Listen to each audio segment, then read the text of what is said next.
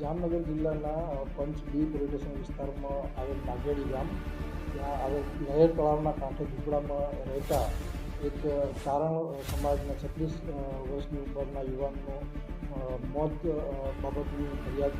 પંચ બી police સ્ટેશનમાં આવતા વિગત જોતા એવી છે કે રાત્રિના સમયે કોઈ પણ અજાણ્યા ઇસમો દ્વારા મરણ જનારના માથાના ભાગે ગંભીર ઇજાઓ કરી મોત નિપજાવી અને પેટ્રોલ છાંટી અને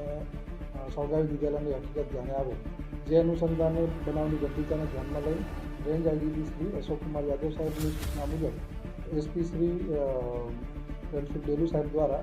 અલગ અલગ ટીમોની રચના કરવામાં આવે, જે ટીમોની રચના દરમિયાન નાપો અધીના સુપરવિઝનની અંદર એલસીબી ટીમ, લોકલ પોલીસ પંચ બીની ટીમ અને અન્ય સર્વેલન્સ સ્ટાફના માણસો દ્વારા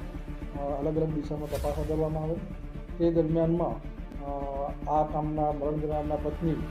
શંકાસ્પદ જણાતા તેને ઇન્ટ્રોગેશન કરવા માટે પોલીસ સ્ટેશન લાવે અને ત્યારબાદ તેને ટેકનિકલ સર્વેલન્સમાં મૂકી અને હ્યુમન સોર્સિસથી માહિતી મેળવતા તેના પર શંકા વધારે ગાઢ ગઈ અને વધુ ઊંડાણપૂર્વક પૂછપરછ કરતાં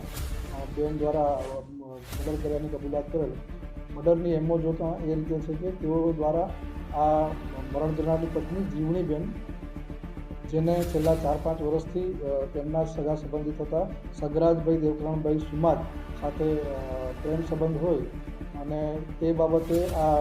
જીવણીબેન તેમની સાથે ટેલિફોન ઉપર અવારનવાર વાત કરતા છેલ્લા 3 દિવસ પહેલાં વાત કરતાં તેના પતિ દ્વારા પકડી પાડવામાં આવેલ.